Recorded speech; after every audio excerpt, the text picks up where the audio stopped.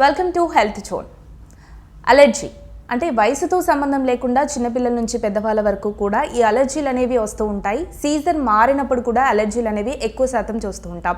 అయితే అలర్జీలు అనేవి ఎన్ని రకాలు, ఎందువలన అలర్జీస్ అనేవి వస్తూ ఉంటాయి, వీటికి ఎలాంటి ట్రీట్మెంట్ అందుబాటులో ఉంది, ఇలాంటి విషయాలన్నీ కూడా మనతో పంచుకోవడానికి మనతో పాటు ఉన్నారు కిమ్స్ శిఖర హాస్పిటల్ గుంటూరు నుంచి డాక్టర్ కేకే శ్రవంతి, కన్సల్టెంట్ ఈఎన్టీ సర్జన్. వారితో మాట్లాడదాం, మరిన్ని వివరాలు తెలుసుకుందాం. నమస్తే మ్యామ్. నమస్కారం. సో మ్యామ్, ముందుగా చెప్పండి, అంటే అలర్జీలు అనేవి మనం నిజంగానే వయసుతో సంబంధం లేకుండా పిల్లల నుంచి పెద్దవాళ్ళ వరకు కూడా చూస్తూ ఉంటాం.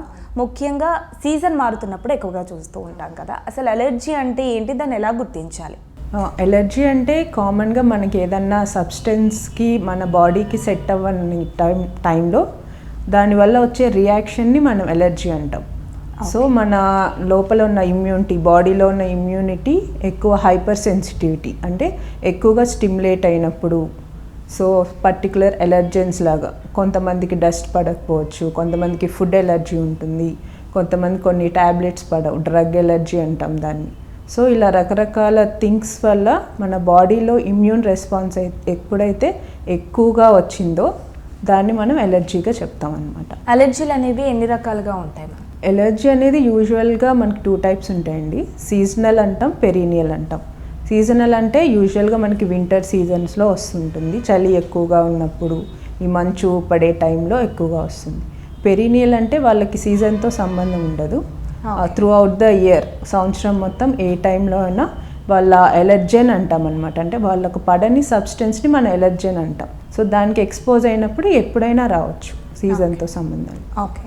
జనరల్గా అయితే పిల్లల్లో ఇమ్యూనిటీ అనేది ఎక్కువగా ఉంటుంది కదా, బట్ మనం పిల్లలు కూడా ఎలర్జీ అనేది చూస్తూ ఉంటాం. ఎందువల్ల పిల్లల్లో ఎలర్జీస్ అనేవి వస్తూ ఉంటాయి? యూజువల్గా మనకి బ్రెస్ట్ ఫీడింగ్ చేసిన పిల్లల్లో ఎలర్జీస్, ఆస్తమా అనేవి తక్కువగా ఉంటాయి. ఎప్పుడైతే మనం ఇప్పుడు బాటిల్ ఫీడింగ్ అవి ఎక్కువగా అవుతున్నాయి కాబట్టి సో వాళ్ళల్లో ఎలర్జీ, ఆస్తమా అనేది ఎక్కువగా వస్తుంది. అండ్ ఇప్పుడు పిల్లల్ని కూడా మనం చాలా ప్రొటెక్టివ్ ఎన్విరాన్మెంట్లో పెంచుతూ అన్నీ వాళ్ళకి డస్ట్కి ఎక్స్పోజ్ లేకుండా అండ్ అన్ని ఫిల్టర్ వాటర్ నీట్గా మనం మెయింటైన్ చేసి ఆర్ఓ ప్లాంట్ వాటర్స్ ఇలా ఇస్తున్నాం కాబట్టి సడన్గా ఎప్పుడైనా వాళ్ళు ఇలా బయటకు వచ్చి ఆ డస్ట్కి ఎక్స్పోజ్ అయినా, ఏదైనా కంటామినేటెడ్ వాటర్ ఎక్స్పోజ్ అయినా, సో టూ మచ్ ప్రొటెక్టివ్గా మనం చూసినా కూడా ఈ ఎలర్జీ, ఆస్తమాలు వచ్చే ప్రాబ్లమ్స్ ఉంటాయి పిల్లల్లో. ఓకే.